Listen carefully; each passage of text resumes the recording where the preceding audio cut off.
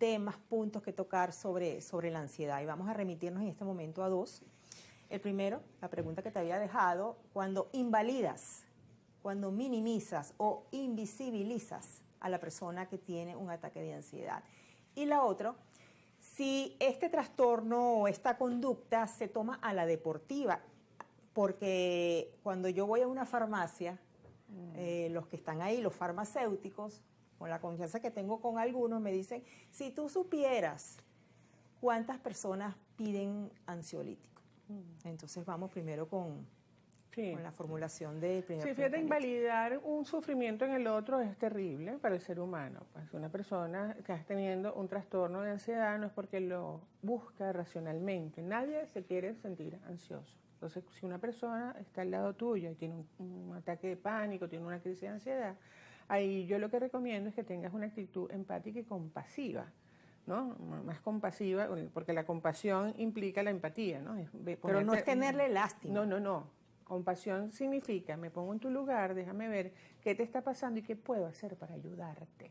A veces lo que sucede es que no sabemos qué hacer para ayudar, ¿no? Entonces eso que decíamos en el bloque pasado es, mira, yo estoy aquí, déjame saber cómo te puedo ayudar. Ya el hecho de que tú estés allí con la persona, le hagas algún tipo de contacto físico, ¿no? Le toques el brazo, por ejemplo, como muy, muy leve, ¿no? No decirle cálmate, puedes decirle ya esto va a pasar.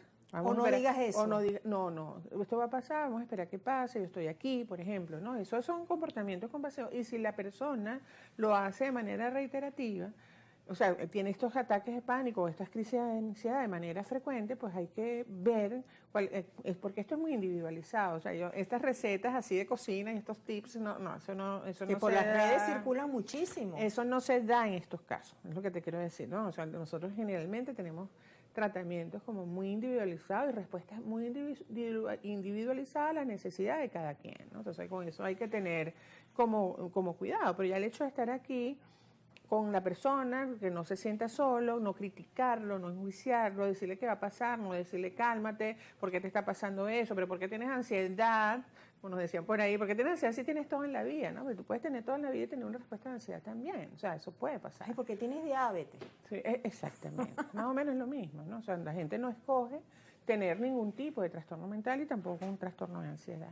Entonces eso le sucede y lo importante es que hay cosas que hacer. Si la persona está transitando, está viviendo en un momento determinado de su vida un trastorno de ansiedad, lo mejor es que vaya a especialistas en esto, ¿no? Generalmente los tratamientos tienen dos sentidos y eso viene con la segunda pregunta que tú estás haciendo, que esa frecuencia alta de la petición de ansiolíticos, de fármacos, ¿no? Bueno, estos son fármacos que tienen que ser indicados por un médico psiquiatra, además, ¿no? Yo creo que eso es importante. O sea, la especialidad para la salud mental es el médico psiquiatra. Y las personas que deben indicar el tratamiento farmacológico para estos problemas o estas características o estas condiciones de salud mental son médicos psiquiatras, que son médicos entrenados justamente para diagnosticar, para mirar, para ver qué medicamento le conviene a la persona o no. Seguir evaluando el curso. Exactamente, ¿no? Y por cuánto tiempo se lo va a indicar o no.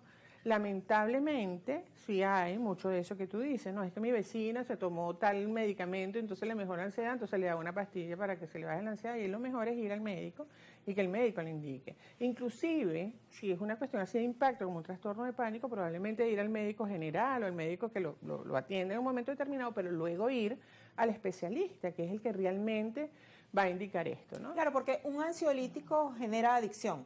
Depende de cómo lo tome, ¿no? Un ansiolítico puede ser es una indicación médica, pero no es eterno, no es todo el tiempo, o sea, lo mandan por un tiempo determinado, generalmente lo mandan combinado con otro tipo de medicamento, que es el que regula esta parte orgánica de los trastornos de ansiedad, que son los neurotransmisores serotoninérgicos específicamente, que tienen que ver mucho con esto, ¿no?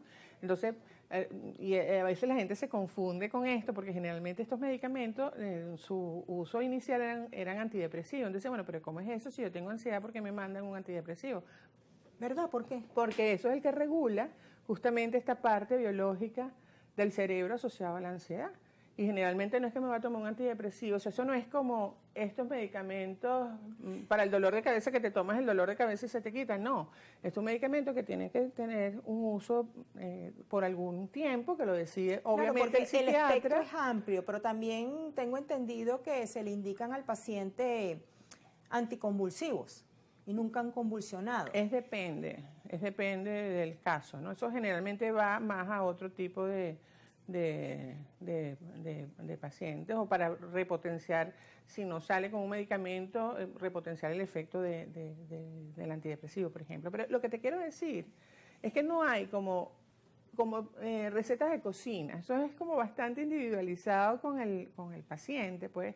Y en el caso del medicamento, yo sí creo que es importantísimo que este tipo de medicamento psiquiátrico sea indicado por un psiquiatra, que es el que conoce, que es el especialista en esto. Cualquier médico lo puede indicar, pero el tiempo que va a indicar en la molécula, por cuánto tiempo, en qué momento la suspende, cuando eso es una decisión de un especialista, ¿no? ¿Qué le puede pasar a una persona? Porque en el mercado negro hay ansiolíticos, sí, y esos ameritan una receta médica. ¿Cuáles son los riesgos que corre esta persona cuando por su cuenta se automedica? Por ejemplo, si está tomando ansiolítico por su propia cuenta y de manera prolongada y en dosis que no son, ahí sí puede tener el riesgo de la adicción, por ejemplo, ¿no? Con el ansiolítico.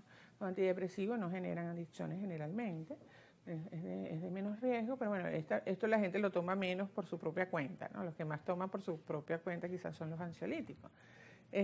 Ahí el riesgo que tienes es que puedas desarrollar una adicción a las benzodiazepinas, pues que se llaman estos calmantes, ¿no? Que tienen, cuando no están indicados como son, a las dosis convenientes y por el tiempo conveniente, podrían tener esta consecuencia en el ser humano. Y finalmente, yo digo que eso es como ayuda, y es una indicación, pero no va a la causa y a la corrección real de la ansiedad, que es la parte de la regulación de la serotonina en el cerebro y el manejo del pensamiento que le genera esto. Sí, vamos a hacer una nueva pausa, Sofía, y regresamos enseguida para el último bloque.